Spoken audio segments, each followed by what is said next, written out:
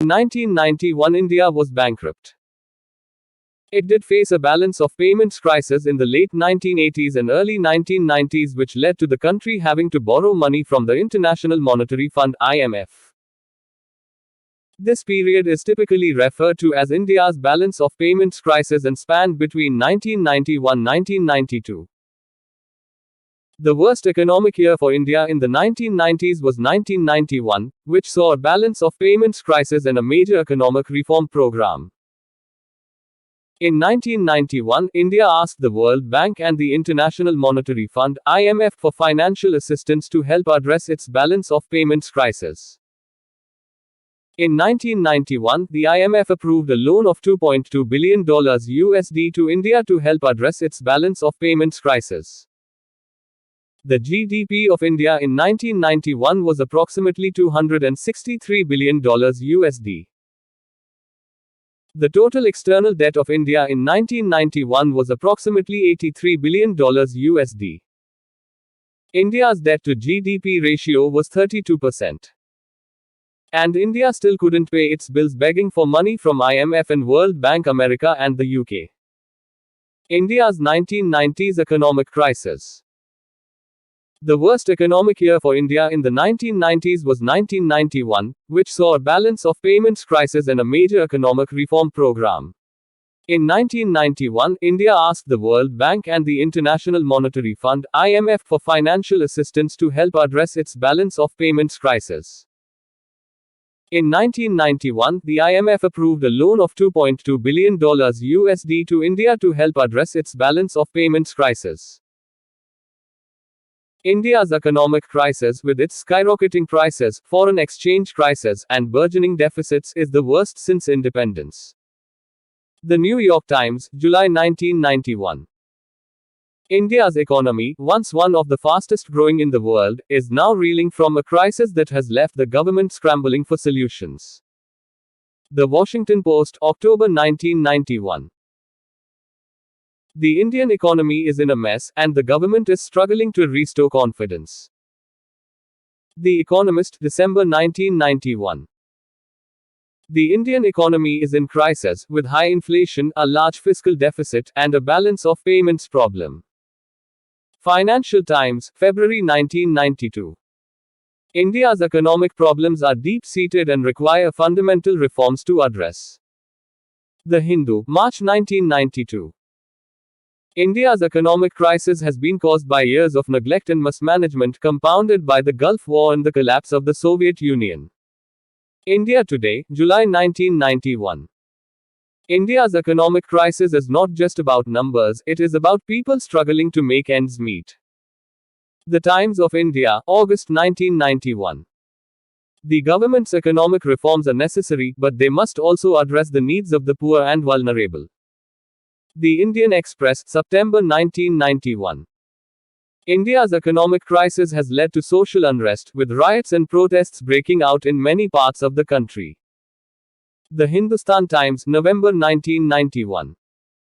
The Indian economy is at a crossroads, and the choices we make now will determine our future for decades to come. The Economic Times, February 1992. Here are the 10 quotes from India newspapers that India was begging for food in the 1990s. You are criticizing Pakistan today, but what about India? Why do you refuse to look into your mirror? You are ignorant, you don't know your Indian history. India is begging for food, wrote the Times of India journalist P. Sainath in March 1991. The country is on the brink of bankruptcy, and the government has no money to buy food for its people. Millions of people are facing starvation, and the crisis is threatening to destabilize the entire country. The country is in a state of emergency, wrote the Hindu journalist Ramachandra Goa in March 1991.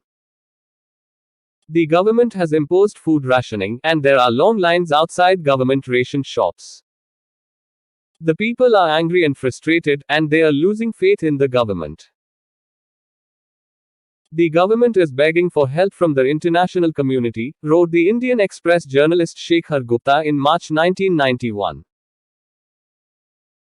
The World Bank and the International Monetary Fund have agreed to give India a loan, but the government will have to implement a number of economic reforms in order to get the loan. The reforms are unpopular, but the government says they are necessary to save the country from bankruptcy. The people are starving, wrote the Economic Times journalist Ruchira Chaturvedi in March 1991. Millions of people are going to bed hungry every night. The government is not doing enough to help, and the situation is getting worse. The country is on the verge of collapse, wrote the statesman journalist Siddharth Varadarajan in March 1991. The economy is in free fall, and the government is losing control. The future of India is uncertain. These are just a few examples of the many articles that were written about the economic crisis in India in the early 1990s. The crisis was a major turning point in the country's history, and it forced the government to implement a number of economic reforms that helped to stabilize the economy and improve the lives of the Indian people. The economic crisis is a wake-up call for India, said economist Amartya Sen in March 1991. The country needs to reform its economy and open it up to the world market. Otherwise, it will be left behind. The economic crisis is a tragedy for the Indian people, said social activist Arundhati Roy in March 1991. Millions of people are suffering, and the government is doing nothing to help them. The economic crisis is a challenge for India, said Prime Minister P.V. Narasimha Rao in March 1991. We need to work together to overcome this crisis and build a better future for our country. The economic crisis is an opportunity for India, said business leader Ratan Tata in March 1991. We can use this crisis to reform our economy and make it more competitive. This will help us to attract foreign investment and create jobs. The economic crisis is a time for unity, said Gandhian activist Anna Hazare in March 1991. We need to come together and work together to overcome this crisis. We can do this if we have faith in ourselves and in our country. These are just a few examples of the many voices that were heard during the economic crisis in India in the early 1990s.